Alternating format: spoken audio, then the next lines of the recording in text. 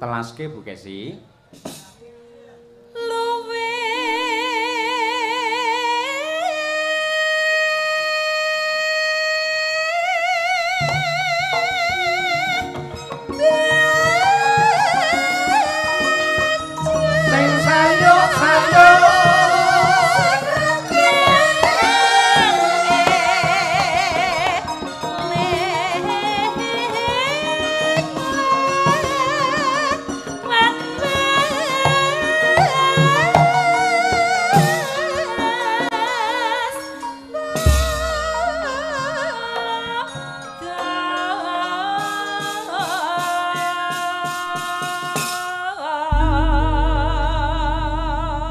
Alhamdulillah wilujeng niskala wis diaturake sinom parijata pamundhut saking Bapa Karsana selaku ketua panitia. Muga-muga bisa dadi srana panglipuring penggalih lan jampine sayah ya, Mak. Bener kepara nyata kok, Nok. Iki kejaba awake dhewe sak kanca komplit madang karasuwan ana ing lapangan merah putih supaya luwih regeng, luwih gayeng ana bintang tamune. Iya, Pak. Ya kuwi Mas Gareng Kabul saka Pacitan. Ya. Kuwi prasasak ra tau mulih ning Ponorogo ae terus. Karo iki bintang jane mbiyen kerep amor karo awake dhewe ning beberapa purnama iki ora kumpul karo Madangkara. Ya. Mbak Elisa Urcarus Halasu. Pancen tak sengaja kok, Nduk. Ora tak wenehi job. Sebabe apa? Mbak Lisa sampean yen urung putus karo pacare ora tak jak wayang aku. Saiki alhamdulillah wis pedhot. Nah. Jomblo neh dhek wisan. Ha iya. Mula direwangi ngejam-ngejim lek nggih nggahke rega to kuwi. Ha iya. Alhamdulillah luar biasa. Elok temenanan iki meriah. Men saya renggep regu Mas Gareng wis lenggah. Ya. Monggo dibarengke wae Mas Gareng Pacitan bersama Mbak Elisa Urcarus Alasu Cahya Kuntadi. Yuk. Jumeneng bebarengan. Ayo coba arum Bali iso diaturake. Yuk.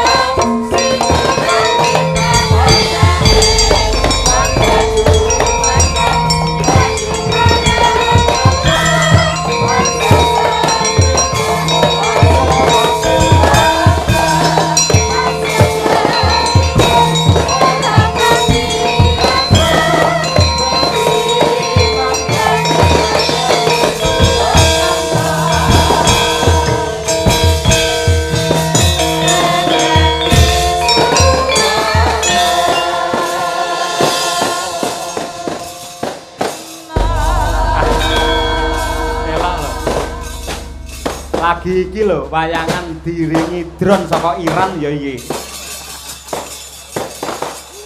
Wong nyambut gawe wong diringi bom. Ha iya. Oh, kaya kene nyambut gawe nek Dong Banteng, Mas. Nggih. Ngeri banget. Lah ngapa? Kokono banter, kene banter. Kono ya swarane kaya ngene. Ha iya. Miris. Kayak iki sideme kapan, Mas? Iya. Manut panitia dawuhe iki mercon iki nganti jam 4 esuk. Lah nggih, ora masalah aku wis lunas kok. Ora dagel ora apa-apa. Nggih. Sing penting becone entek yo. Nggih, yo iki selamat ra to, Nduk? Selamat Mas, tenangno pikirmu. Iki slamet tenan apa ora? Iki tak kempet kowe ndelokone kene. Kaya iki slamet tenan apa ora to, Kowe Mas? lamet wis rahayu, wilujeng. Nggih. Tenang no pikirmu. Tombo teko lara minggat. Ora Selamat muga-muga. Iki pakurmatan kagem panjenengan lho. Ya kurmat kancane lho keweden, Mas. Lah ngopo? Lah iki lek bledos ndasku ora entek. Oh ya, jan tenan. Ora, awake dhewe iki malah diajari bersyukur marang Gusti ingkang nyipta jagat. Lah kok ngoten? Sing biasane perang kaya ngene iki lak Timur Tengah. Nggih, leres. Iran, Israel musuh karo Amerika. Nggih. Upamane ning Indonesia nek perang kaya ngono, wayangi tidak ada. piye nasib awak dhewe ning nganti wayang? Ya awake dhewe nasibe ya gur delak-delik nang jero gentong. Makane aja nganti ana kaya ngono ning kene ya Mas didongakne. Ayam tentrem, kartro-tro-tro rahardro. Katurora. Tentrem lan raharjo. Kabeh ayam tentrem Tentrem nyawiji gotong royong. gotong royong. Ya ngono kuwi dongane, sing penting dongane, salah koto-koto wis biasa. Kata-kata. Rasah mendeli. Ya ora Aku ki nyawang kamu tuh pusing loh aku janjane. Lah nyapa? Motomu ning ndi ngono lho. Lha motoku nang kene. Lah kan kalau gareng itu enggak tahu iku maniknya itu ning ndi ngono kan mumet aku len. Kowe pengen arep dudoi manikku ngerti nggone piye? Iya Mas. Culeken. Oh kok nyambut gawe karo iki ping pindho ameng-ameng nyawa terus, Mas. Lah pancen ciri khas gareng niku lak kira. Kena diarani tegese teng mriki kedung Bateng ke kedunge wong seniman, kedunge wong budaya sak kutha Ponorogo. Iki kabeh iso budaya iso seni kabeh. Elok. Mula kena diarani jenenge kene iki jenenge Desa Lepen Bison. Lepen bison kok iso lepen bison. Ah kedung ki apa? Kedung Lepen. Bison. Panteng. Nah. Alah kok tegese ayo kuwi Lepen Bison. Lepen bison kedung panteng. Kabeh. Nggih. Nadyanto Mbak Lisa sampun dangu sanget dung banteng menika mboten wayangan. Ning menika sampun menjadi cita-cita warga masyarakat akhirnya bisa terwujud pada malam hari ini. Dengan presani sak lapangan penuh kaya ngoten niku dung banteng. Banget tumplek-blek aku ra iso melebu tadi sampai parkir nih aduh. Kita di mau masuk sini kudu biak PN untuk. Ora sangalih rene sik. Nggih. Kono. Rene sik. Kono. Ampun rong Mei rene sik ayo. Kono melu bapakmu kono. Melu kono. Sik, piye. Aku tuh gak izin Bu. Halah ora saiki. Bu Kesili yahene santai ngene lho. Kon. Ngene, sampean ngomong piye mau? Jodoh piye? Aku kan tanya, kan tadi aku ngomong-ngomong. Terus Pak Cahyo nggak tahu. Nggak tahu. Nggak Terus? tahu. Nggak tahu. Pantas nggak tahu soalnya jodoh emang nggak ada yang tahu. Yang tahu siapa? Yang tahu sih Maha Kuwasa. Tuhan Yang Maha Esa. Yo. Toh. Itulah keagungan Tuhan Yang Maha Esa. Awake dhewe kudu bersyukur. Medani. Apa wae wis saka pucuk rambut jempol sikil ditata kanthi apik. Leres. Jari iki lho, Mbak. Nggih. Driji wae digawe pisah-pisah ngene, ora mlumpuk dadi siji. Lek mlumpuk nggih mangan angel to. Angel. Lah, ngopo sebabe jari iki digawe pisah-pisah ngene? Apa Pak sebabe? Demno rene, men iso ngene lho dadi. Pak Cahyo. Bentar. Apa? Aku iso sulapan. Sulapan piye? Aku iso gawe parfum, toh. Pak Cahyo seneng wangi apa? Wangi stroberi. Strawberry ya. Iya, siji, loro, telu. Nah, coba dibau. Wangine apa? Ora nek wangine apa-apa. Alah, ndelok. Alah, strawberry kok. Reng. Ngopo? Tak omongi. Ngopo? Iki rata isui 7 dina. Nggih. Cobi jajal kula ambuke Mas, cobi Mas. Nah, Nek jenengan mau ambune napa? Strawberry. Strawberry jajal. Oh, nggih. Apa? Lah kok pesing ngene to. Kok malah pesing ora ngono. Ora sia-sia lho ini dalang idolaku. Pak Cahyo ku tadi. Ayo. Ya ora wong idolane Lah, jenengan. kok piye? Idolane warga masyarakat Ponorogo, Nduk. Spesial ya. Spesial. Mulane penonton sakmene oke, ya menunggu beliaunya, kiprahnya beliau sabetane piye apa neh nyabet ke hatiku, Mas. Waduh. Wes ya. Awakmu kuwi rasa ngono. Apa? Lek Mas Cahyo ki kan ya wis enek Bu Kesi. Ya ben, Loh. 1122. 1 buat Sukesi Rahayu, tapi 2 untuk Elisa selamanya. Waduh.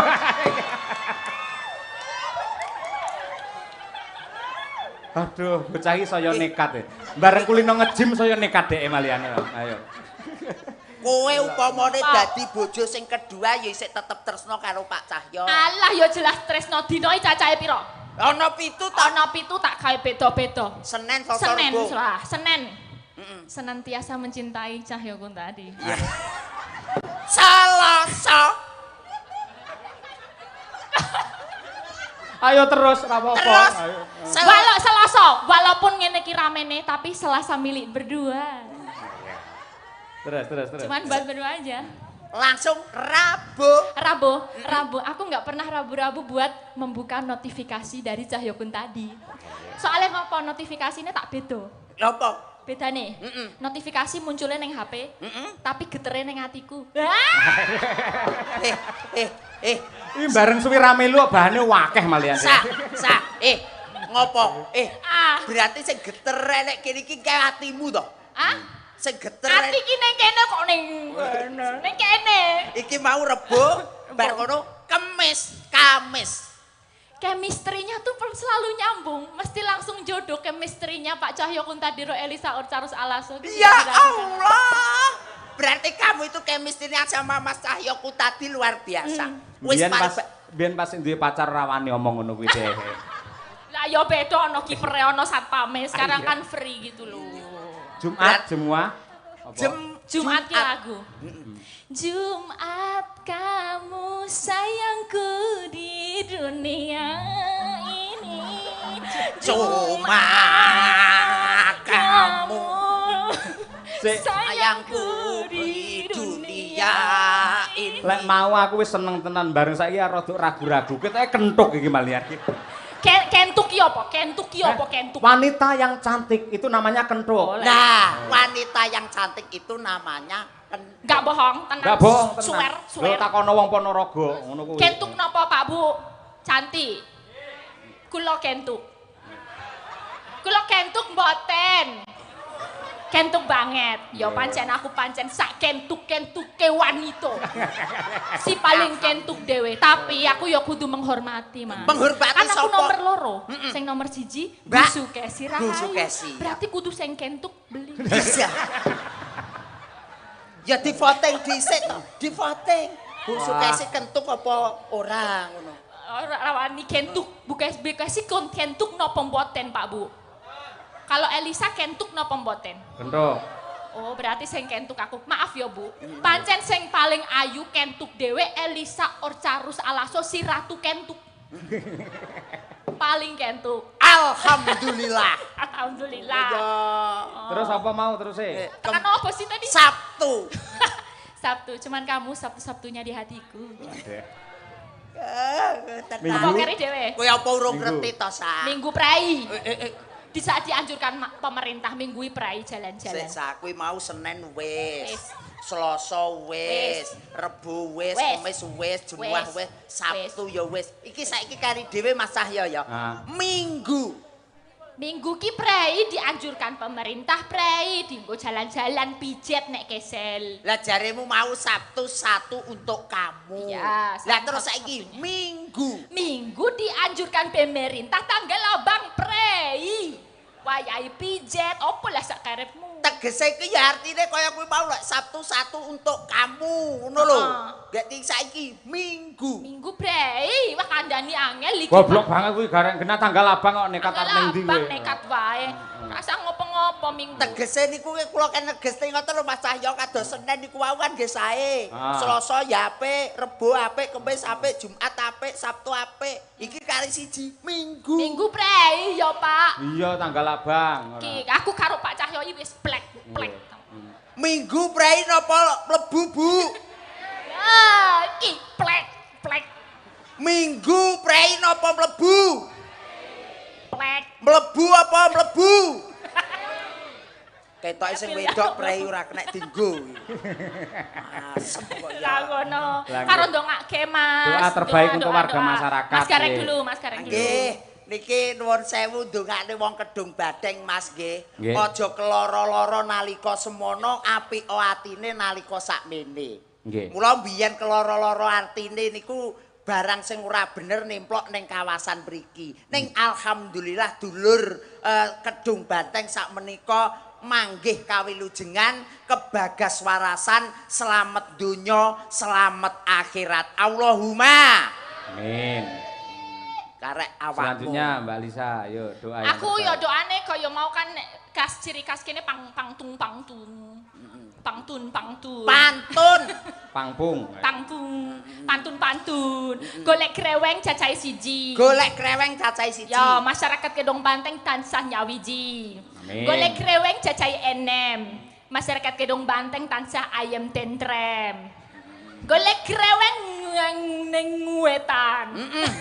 nyangitan Golek kreweng nyang wetan. Terus? Masyarakat Kedung Banteng diparingi ketentreman. Weh. golek kreweng rupane ireng Apa tegese? wong sak Kedung Banteng sing wedok muga-muga meteng bareng Aduh, lah yo repot nek meting barang bidane piye? ya ketok ndase didelepne neh Kanca ngono ra. Ngoten-ngoten. Niki lho spesial niki Mbak Elisa. Iki wonten Awala. Katur Ki Dalang Cahya Kuntadi saha grup Madangkara. Kula nyuwun gending Mawar Kuning dari Mbak Elisa. Nggih, dan lagu Bersih Desa. Gending menika katur dumateng Bapak Soni Saifullah PJ Kepala Desa Kedung Banteng saha sedaya perangkatipun. Ketua Panitia Bersih Desa Kedung Banteng Bapak Haji Karsono saha sedaya panitia. Para calon haji hajah khususipun Ibu Retnowati nggih saha Ki Cahya nggih. Mugi-mugi tansah pinaringan wilujeng awit bidal ngantos konduripun dipun gampilaken anggenipun nindakaken rukun haji ugi mugia dados haji hajah ingkang mabrur barokah matur sembah nuwun saking kula Bapak Suwandi. Ha iki lho Mbak nggih niku.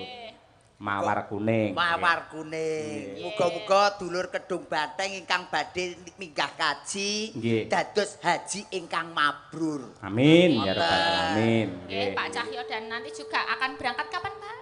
Insya Allah tanggal 3 Mei. 3 Mbak Mei, Lisa. semoga lancar semua, Nggih. Pak Yoyo. Nggih. Wis dadi haji so aku ra iso mbajul meneh aku. Oh, profesional loh Mbak. Ora Haji enak. itulah ibadah. Haji itu Lek kan wayangan ya tetap wayangan. Iya. Oh gitu, tetap boleh gitu. Boleh tetap. Ya enggak enak lah. Izin, Bu. Izin Bu aja ngono. Izin, Bu. aja. kowe iki ngomong kok ngono ki somong nang mbok wek kuwi lho. Lah kan aku juga dulu besti juga lah. Nggih, nggih. Iya. Lan kula anu Mbak Elisa nyuwun pangapunten dumateng sedaya para warga masyarakat ing Ponorogo sedaya kemawon kalebet ingkang ngejob kula ing bulan Mei mboten saged kula tampi.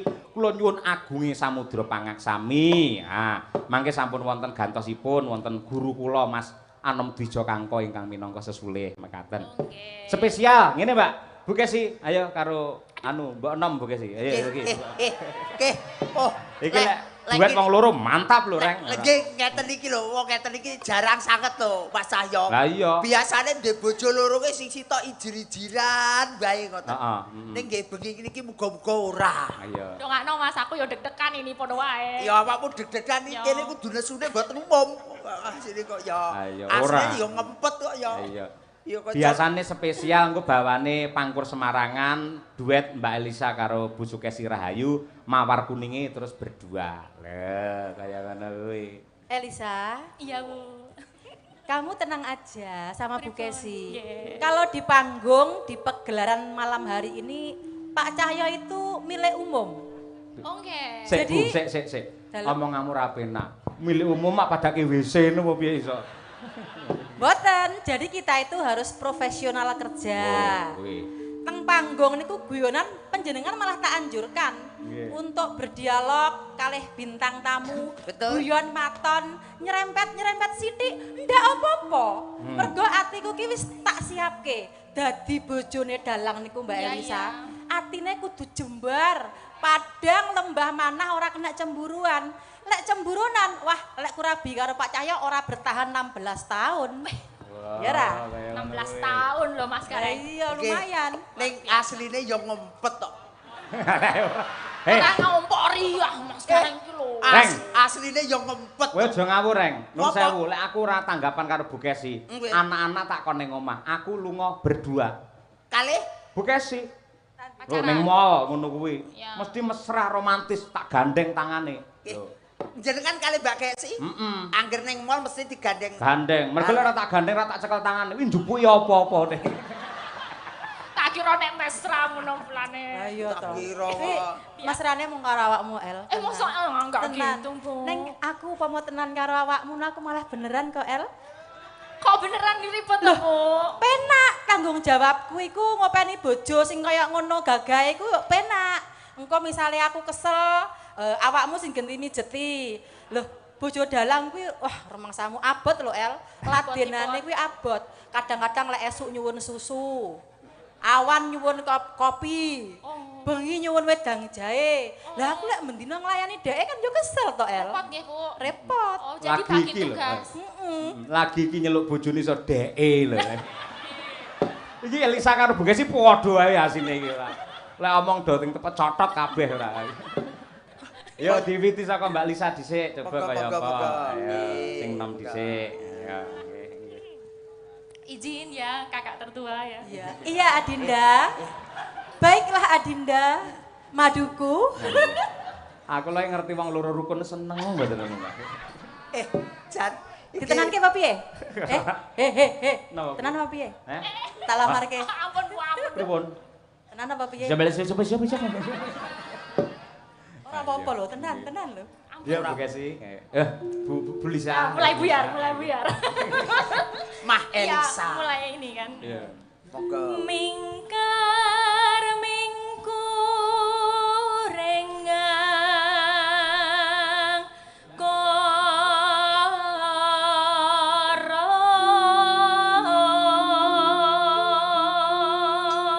Para penonton tepuk tangan untuk Mbak Elisa luar biasa. Dudu wong Jawa ning suarane Jawane. Ayo. Istimewane teng Ponorogo niki Mas Sahyoku tadi. Nggih to. Wong yang ngendikan niku Mbak Elisa nggih Bu Kesi. Nuwun sewu Nggih. kena diarani jarine wong kene ting pecotot. Ning yen nembang niku swantene jos. Saya sangat. Boten kula niku sak gaduk-gaduk niku nggih belajar kepada kakak tertua ini. Nggih. Inspirator saya. Sagadu-gadu ki apa to, Sak Dik? gaduk-gaduk itu sebisa-bisanya. Aku kok Sesampai-sampainya segadu-gaduk. sesuk karo kakak dolan ning mall Iya. utawa dolan ning Taman Juruk. Oh, iya. Tak warai tata basa sing apik ya Oh Cahayu. iya, Mbak Yu. Rukun to, Pak? Sik, Piye? kok sik to Rukun hubungane ora? Taman Juruk karo basa ki apa to? Monggo Taman Juruk ngen binatang lho kuwi ora. Wong kula ngomong niku wau nggih bingung lho Bu Kesi. Pripun? Wong sak gaduk-gaduk. Padahal jenenge gaduk ki mak tuk-tuk niku gaduk-gaduk. Piye, Mas? Sak gaduk-gaduk. Gaduk-gaduk kok gini? Lek gaduk-gaduk ki jotos kiwa tengene gaduk-gaduk. Oh ya. No. Lanjut, Mbak. Agarono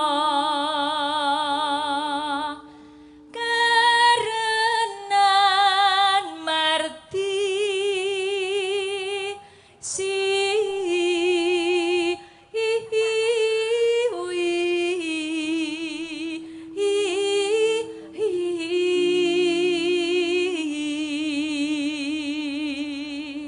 Hup, oper Bu Kesi. Ya Bu, aja kalah karo adimu, yuk. Aja kalah karo mbok nom ngono lho. Iya. Kok iso adimu kuwi kok. Gareng iki ora ya. Bapak Ibu, jenengan lek Pak Cahyo mendua ngoten setuju mboten? Setuju. Sajae. Piye to wong dong bantengi ora. Iso iki. malah ora. setuju. Loh, kula jane pengen nyuwun presa lho. Panjenengan niku alasane napa kok iso mempersilahkan Pak Cahyo mendua Elisa dan Kesi niku alasane napa, Bu? Coba Ibu Eni kok sing kudungan oren. Napa, Bu? Wah, ora iso jawab kok. Wedi kabeh tak tenani. Nggih. Lah iya, karepe jenengan men enteng gaweane ngono lho Bu Kesi. Dadi satu engko profesi. Senin Selasa Bu Kesi, Rebu Kemis Elisa, terus Jumat Setu engko Bu Kesi, lah Minggu tak nggih pijet ngono. Loh, pancen ya ngeten loh, memang poligami itu diperbolehkan. Betul. Tapi dengan catatan mbok wek iku kudu setuju, ya toh? merestui ikhlas lahir batin. Malam hari ini disekseni warga masyarakat Ponorogo Kedung Banteng. Pak Cahyo tak ikhlasi lahir batin lho. Piye tok tok tok tok tok tok tok tok tok tok tok tok.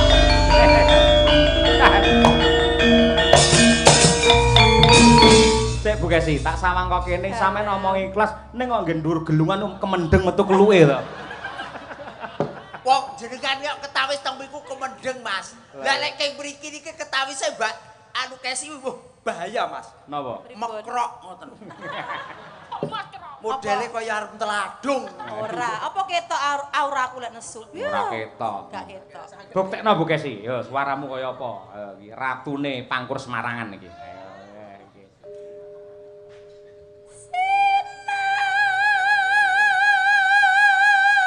Terus sayang.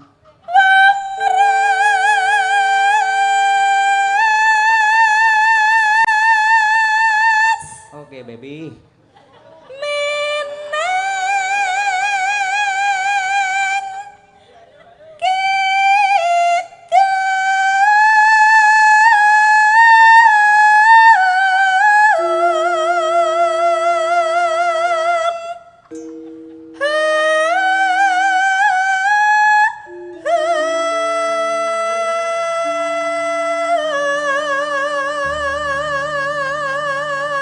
Unggah keneh Bu Kesi. Mbak Elisa kudu memperhatikan. Ayo. Hari iki kudu sampean iso ngene iki kuduan. Kowe kok aja nganti kalah lho, aja Ayo, nganti kalah. ayo. Kowe pendukungke aku.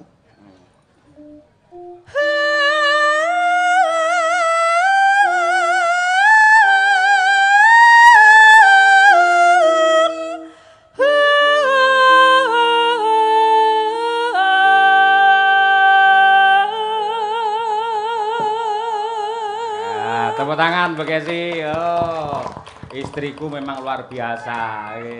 Mbak Elisa aja nganti kalah. Sampean kok iso ngono? Gamel aku peken. Ayo. Ning bunang tok ya, dodol es ya Bu Kesi. Tak kira lek kabeh. Iki gamelan mas kawin. Ah iya. Nalika awake dhewe rabi, nek yen pengen menehi Elisa sampean kudu sembodo nukokne gamelan anyar ditulisi CE. Apa kuwi? CE. Cahyo Elisa ngono. Iya. Lah iki kan sing mereke KS. Apa kuwi? Kesi. Malah kondang Sutresno. Kesi Suloyo. AKS kok. Mosok yo kace. Kudune kace kok yo. Iya arep muni kace. Ayo Bu Kesi, anu Mbak Elisa diterokne Bu Kesi iki mau. Ayo. Kayak gitu. Oh gitu. Kulo gak sageti. Tak beri semangat dari sini. Bisa, Ayo, Adik, oke. bisa. Masih semangat Bisa, ya. Adik. Ya. Tai wangi donga, Nduk. Kok kene tai wangi donga. Nggih. Aja karo kalah kate karo mbok wek. Nggih. Kan ya. Sik contohnya pesan khas Bu Kesi. Ayo Bu Kesi pesan khas. Yo.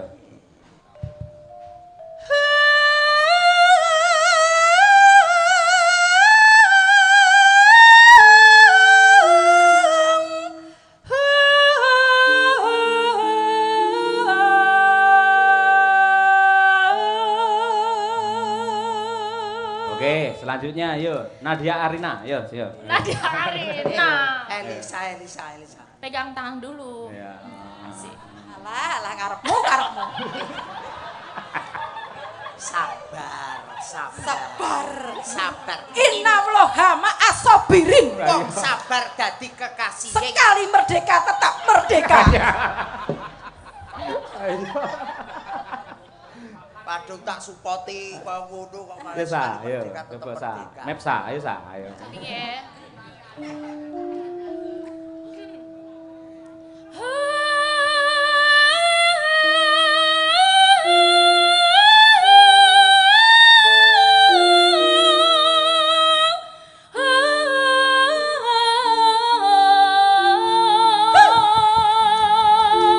Salim. Selamat adikku sayang. Iya. Mbak Kesi, Mbak Elisa, kula voting nggih. Nggih. Niki sae Mbak Kesi napa sae Mbak Elisa? Sae sedaya sing elek gareng. Amin. Banding-banding ke orang. Terus yo. Mbak Lisa, ya Mbak. Oh, aku lagi ya. Yo no, yo. Sinupa sinung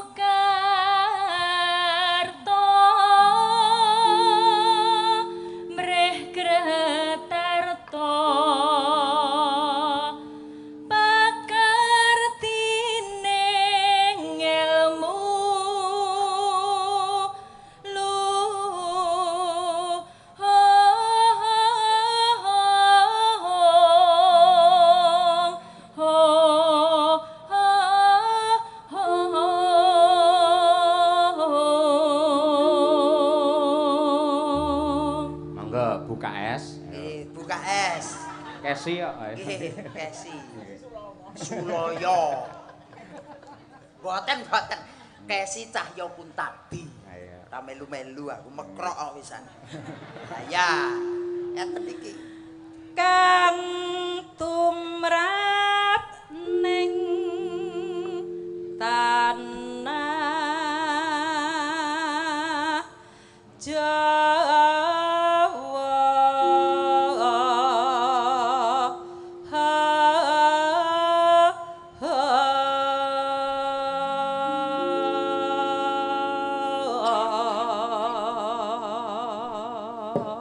Untuk menunjukkan kekompakannya bareng Mbak Lisa karo Bu Kesi. Coba yen kompak tenan berarti ya atine ya dadi siji. Ayo, nggih. ya pancen penake bareng lho Er. Nggih, Cobi. Nggih. Ayo Yo. sayang. Ji, rok lu.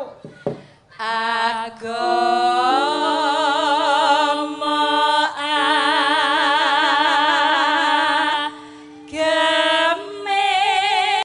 ageming haji